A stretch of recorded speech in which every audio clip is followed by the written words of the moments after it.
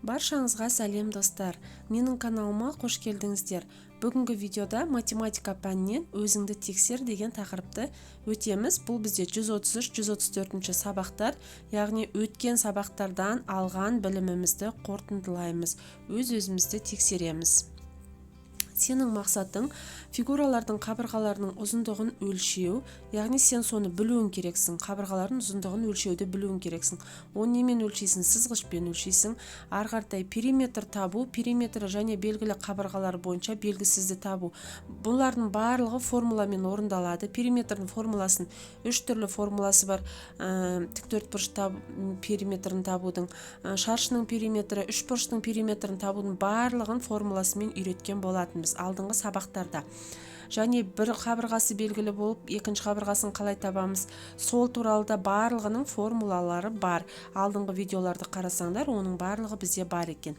Периметрдің берілген мәні бойынша торкөз қағазға жазық фигуралар салу, яғни мысалы қабырғасы А 6 см және 4 см десе, мысалы ені 4 см, ұзындығы 6 см десе, сол бойынша фигура сызуды үйрендік. Есепті шығару кезінде шамалар, ұзындығы, ені, периметр арасындағы байланысты қолдану, міне оны да үйрендік. Жаңағы айтып тұрған формулаға байланысты, мысалы А-ны табу үшін не істейміз, Б-ны табу үшін не істейміз, периметр табу үшін не істейміз.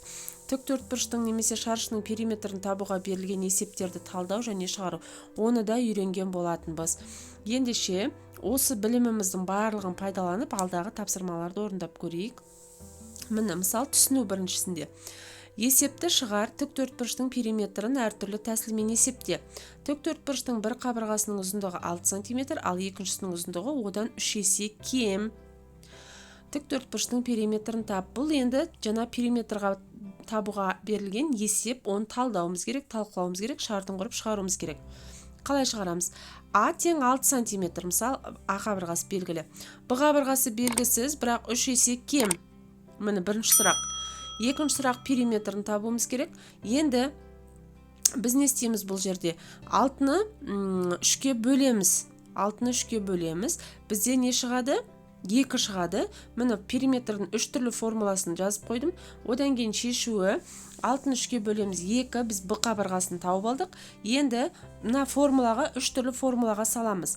6 см қосу 2 см, оны көбейтеміз 2-ге, 16 см.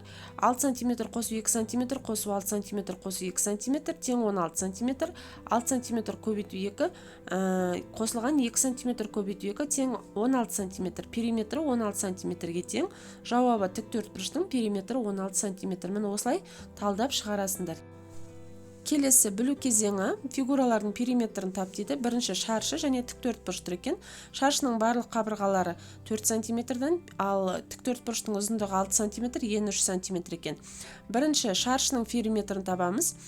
А тең 4 см, периметрі белгісіз. Периметр тең А көбейтілген 4, бұл формула. Енді формулаға саламыз. 4-ті 4-ке көбейтеміз, 16 см. Периметр 16 см-ге тең. Жауабы шаршының периметрі 16 см. Ары қарай келесі. А тең 6 см, Б тең 3 см, периметр белгісіз. Периметр тең А қосу Б көбейтілген 2-ге, 6 см қосу 3 см, көбейтеміз 2-ге, 18 см, периметр 18 см-ге тең. Жауабы тіктөртбұрыштың периметрі бұл жерде 18 см екен. Келесі қолдану кезеңі. Периметр 18 см, ені 4 см болатын тіктөртбұрышсыз. Енді қараймыз, оны қалай істейміз? Бұл жерде А белгісіз, бір қабырғасы белгісіз. Ол үшін А-ны А тең П периметрді 2-ке бөлеміз де, одан 4-ті азайтамыз, яғни Б-ны азайтамыз. 18 см бөлу 2, азайтылған 4 см, тең 5 см, Б қабырғасы 5 см екен. Яғни бұл фигураның ұзындығы 5 см, ені 4 см екен. Ал периметрі 18 см-ге тең. Келесі талдау кезеңі. Берілгенге кересеп құрастырып, оны шығар. Шаршының қабырғасының ұзындығы 8 см, периметрі нешеге тең?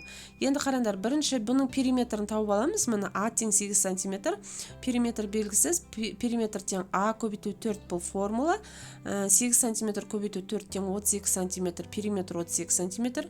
Жауабы шаршының периметрі 38 см. Бұны шығардық. Енді осыған кересеп құрастырамыз. келесі А-ны белгісіз жасаймыз, керісінше периметрді белгілі жасаймыз 32 см.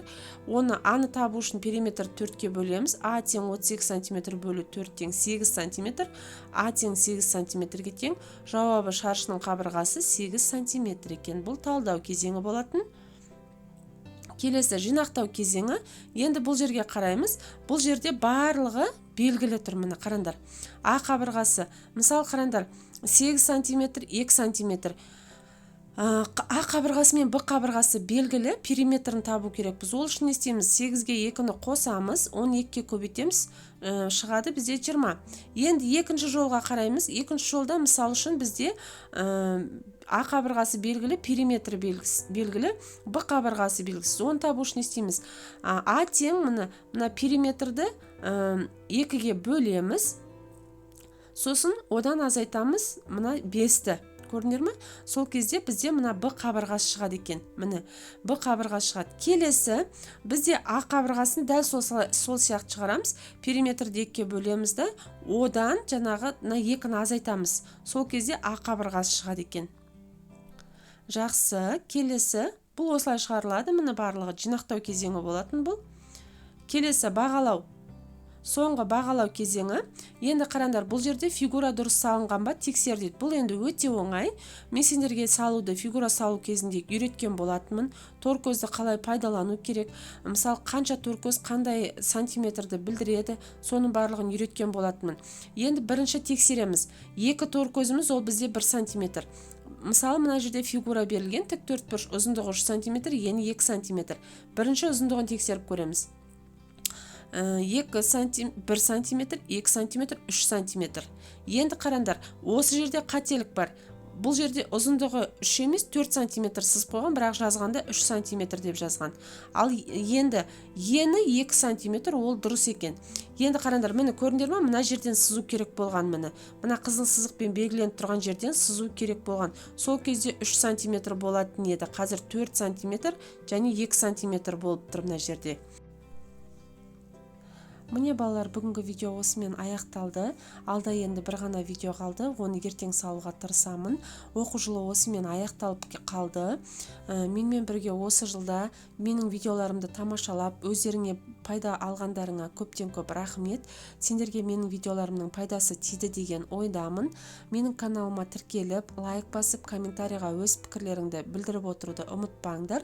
Келесі видеоларда кездескенше сау болыңдар.